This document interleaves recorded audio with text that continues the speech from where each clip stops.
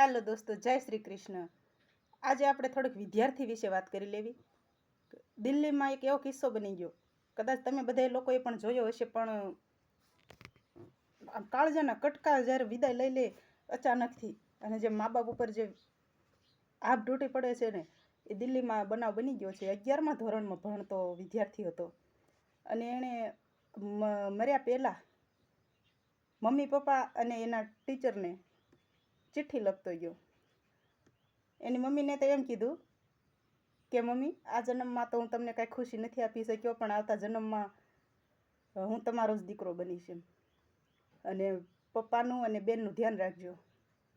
એના પપ્પાને પણ ચિઠ્ઠી લખી, અને પછી ત્રીજી ચિઠ્ઠી લખી એના ટીચરને, હિન્દી શિક્ષિકા હતી એ બેનને, કે આજ તો તમારા માટે બહુ સારો દિવસ હશે ને બેન, કારણ કે આજે હવે હું તમને હેરાન કરવા નહીં આવું.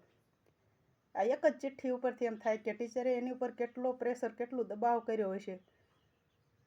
એટલે ક્યારેક એ મમ્મીને ઘરે આવીને ફરિયાદ કરતો હતો. અને હું તો કહું છું, તમારી હારે વિદ્યાર્થી મિત્રો જે કાંઈ તમારી હારે સ્કૂલમાં બનાવ બને એ ઘરે આવી અને પોતાના મા બાપ હારે શેર કરો. એ વાત કરો કે આજે સ્કૂલમાં આવું થયું, તમારા શિક્ષક હોય, શિક્ષિકા હોય, કે કોઈ પણ સ્કૂલના ભણતા બીજા વિદ્યાર્થી હોય, તમને કોઈ પણ જાતનું ટોર્ચર કરતા હોય તો ઘરે આવી અને મા બાપને પહેલાં વાત કરવી જોઈએ.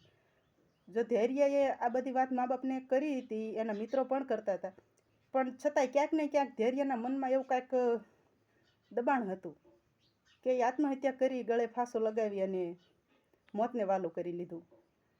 તો હું તો એમ કહું છું કે જેટલું બને ને એટલું આપણે ભણતા હોય ને તો ખાલી ભણવા સામે જ ધ્યાન દો. ટીચર શું કહે છે, બેન વિદ્યાર્થી બીજા હોય એ આપણે શું કહે છે.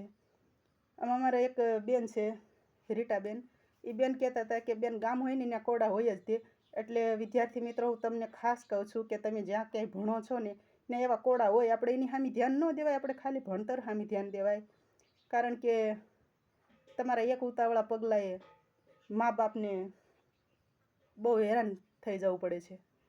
એટલે જે કાંઈ તકલીફ હોય, મા બાપને પણ કહું છું કે પોતાના બાળક સ્કૂલેથી આવે ને તો એને પૂછો કે બેટા આજનો દિવસ કેવો રહ્યો, શિક્ષક શું કરતા, ટીચર શું કરતા, એટલે શિક્ષિકા બેન હોય એ શું કરતા હતા, ભણાવતા હતા, કેવું ભણાવે છે, વિદ્યાર્થીઓ બીજા કેવી રીતે વિદ્યાર્થી હારે રહ્યો છો, તમારા મિત્રો કેવા હોય છે, આવું બધું પૂછવાનું ટેવ રાખો તો થોડુંક વધારે સારું રહે. કારણ કે અત્યારે ભાગદોડવાળી જિંદગીમાં માણસને રૂપિયો જ કમાઈ લેવો છે, અને પૈસાની કમાવાની ભાગદોડવાળી જિંદગીમાં માણસ થાકી જાય છે, એટલે પોતાના બાળકને પણ પૂરું ધ્યાન નથી આપી શકતા, અને બાળક પછી એકલો મૂંઝાય અને આવું પગલું ભરી લેતું હોય છે.